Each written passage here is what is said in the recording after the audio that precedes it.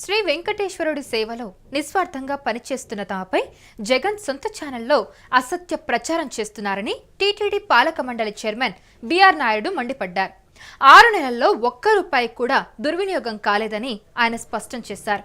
తిరుమలేశ్వరి దర్శనం టికెట్లు అమ్ముకున్న భూమన కరుణాకర్ రెడ్డి తాను టికెట్లు అమ్ముకున్నట్టు చిత్రీకరించడం హాస్యాస్పదమన్నారు. చైర్మన్ గా తన కోట 100 టికెట్లలో ఏ రోజున 50 కూడా వాడలేదని ఆయన స్పష్టం చేయడం జరిగింది. మీరు ఎవరితో అయినా పెట్టుకోండి, తనతో పెట్టుకోవద్దంటూ హెచ్చరించారు. ఆయన తన మీద దాడి చేయండి, కానీ వెంకటేశ్వర స్వామిని అడ్డం పెట్టుకుని అసత్య ప్రచారం చేయొద్దని హితవు పలికారు. టీటీడీపై అసత్య ప్రచారం విషయంలో జగన్ సొంత మీడియాపై టీటీడీ చైర్మన్ బిఆర్ నాయుడు పరువు నష్టం దావా వేశారు. తిరుమలపై సాక్షిలో అసత్య ప్రచారం చేస్తున్నారని లీగల్ నోటీసులో తెలిపారు. అయితే జగన్ మీడియా తక్షణమే టీటీడీకి బేషరతుగా క్షమాపణలు చెప్పాలని ఆయన డిమాండ్ చేయడం జరిగింది. అయితే టీటీడీకి 10 కోట్ల నష్టపరిహారం చెల్లించాలని నోటీసులో పేర్కొన్నారు. లేని పక్షంలో చట్టపరమైన చర్యలు తీసుకుంటామని హెచ్చరించారు. జగన్మోహన్ రెడ్డి, భారతిరెడ్డి ఎప్పుడైనా తిరుమలకి వచ్చి శ్రీవారికి తలనీలాలు ఇచ్చారా? వెంకటేశ్వర స్వామి వారి ప్రసాదం తిన్నారా అని ప్రశ్నల వర్షం కురిపించారు. హిందూ ధర్మం అంటే వారికి పడదని, అందుకే దాడులు చేస్తున్నారని, వారు దాడులు చేస్తే చూస్తూ ఊరుకోవాలని నిలదీశారు. తాము తప్పు చేస్తే చెప్పాలి, కానీ ఇలా నిందలు వేయడం సరికాదని హితవు పలికారు.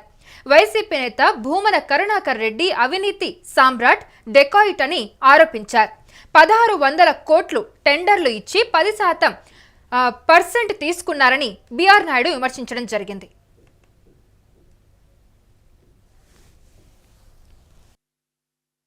వాళ్ళ చర్చిలకో లేకపోతే ఇంకోటికో మనం వెళ్తలేం కదా వాళ్ళ జోలికి. ఇదే కరుణాకర్ రెడ్డి దొంగ రోజుకి 5000 6000 టికెట్లు ఇచ్చావు. రమ్మనండి భారతిరెడ్డిని, జగన్మోహన్ రెడ్డిని వచ్చి తల్లిళ్ళు ఇచ్చి గుండు కొట్టించుకొని నామాలు పెట్టుకొని కోనేట్లో మునిగి వెళ్ళమనండి దర్శనానికి. అప్పుడు మేము జై అంటాం. వాళ్ళతోనే రారు, ప్రసాదాలు తినరు, తిరుమలకి రారు, పట్టు వస్త్రాలు సమర్పించడు. ఇవన్నీ పెట్టుకొని వాళ్ళు మేము నిస్వార్థంగా మా మంచినీళ్ళు మేము తాగుతూ, మా టీ మేము తాగుతూ మేమందరూ పనిచేస్తూ ఉంటే ఇప్పటి వరకు కూడా మా కమిటీ నుంచి ఒక్క రూపాయి ఈ 9 నెలల్లో టీటీడీకి భారం వేయలేదు. ఇది ఆన్ రికార్డ్. ఇంత మేము మంచి పనులు చేస్తూ ఉంటే వాళ్ళకి ఓర్వలేదు. ప్రతి ఒక్కడు ఆ వైసీపీ వాళ్ళు టీటీడీని టార్గెట్ చేయటం ఎందుకు? ఏంటి రీజన్ ఏంటి? మనం ఏమన్నా వాళ్ళ చర్చిలకో లేకపోతే ఇంకోటికో మనం వెళ్తలేం కదా వాళ్ళ జోలికి. వాళ్ళు ఎందుకు వస్తారు మన జోలికి? ఇదే కరుణాకర్ రెడ్డి దొంగ రోజుకి 5000 6000 టికెట్లు ఇచ్చావు. రమ్మనండి.